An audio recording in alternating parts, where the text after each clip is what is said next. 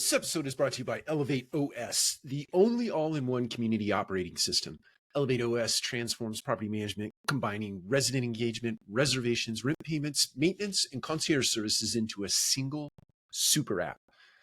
It also uniquely integrates access control, intercoms, package lockers, and thermostats, eliminating app fatigue and redefining modern apartment living. Visit elevateos.com/MMN for a free demo and see how they can help you level up your operations. Are you building a multifamily company that's ready for artificial intelligence, AI, GAI, or all of these things? Or are you just reacting to it? So today on the Multifamily Collective, we're going to talk about that. I think that most companies are still treating AI kind of like this side project. And that's part and parcel because you're still trying to figure it out. I think we're all trying to still figure it out. It's kind of the wild, wild west, if you will.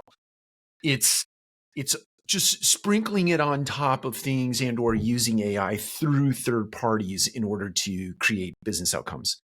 So I think the problem with that is that not all AI is the same as it relates to how third-party vendor supplier partners are baking it into their offerings. Some of them are just literally saying AI, and there is no real AI functionality in their systems. And others are using AI in a way that is kind of path-based, and others are using AI in a full-blown way. The problem is you as an operator don't know any of that. And if you're not deep into the AI conversation and understand the vocabulary, understand the selling angles, understand the true application of it, understanding how business cases are actually playing out in the multifamily space, you're not going to know.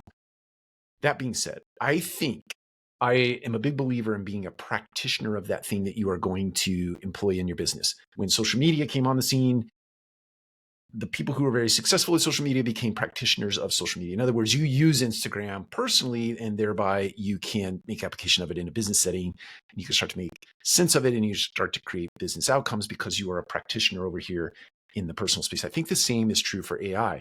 To the extent that you're using this in your personal life, whether it be ChatGPT, it be Claude, it be Google's Notebook LLM, it be Perplexity, all of them. I'm sure you're familiar with all of the terms now. If my guess is there are thousands of AIs out there in the marketplace now. To the extent that you're using some of them or a lot of them, you can start to make applications of those artificial intelligence systems in your own business. This leads up to a punchline that I'd like to make here is you as a leader in an organization, if you are leaders, listen up. There's a real shift happening in the marketplace right now. And I think it is incumbent upon you to get yourself upskilled and reskilled as it relates to how to lead and supervise and manage people in your organization that are AI first. If your company is not AI first, trust me, there are team members in your organization that are becoming AI first in the way that they approach their work.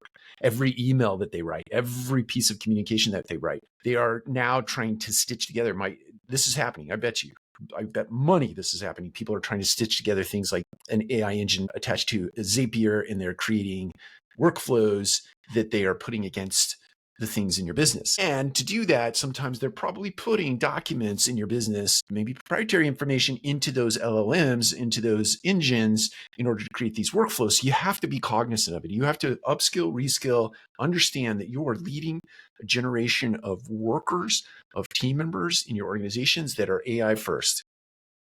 And they're going to be putting documents, whether you think it's happening or not, whether you've cut those access off to their computer systems that access these tools, they'll still get to them. So the point that I'm getting to is this: figure out how to lead and manage an AI or agentic workforce, or a blend of the human and an agentic workforce. Learn how to do that today because it's here. And if you're not going to learn, or you haven't picked up that people are using AI in their business, you're not going to get cooked. You're not going to be put out of business, but you certainly are going to have a tough time leading and managing in the future. Let AI make its way into your workplace, but make sure that you are governing in a way that is fruitful for the team member, that is fruitful for your organization, it's fruitful for the customer, it's fruitful for the business supplier partner, it's also fruitful for your investors and owners. That's it. Take care. We'll talk to you again soon.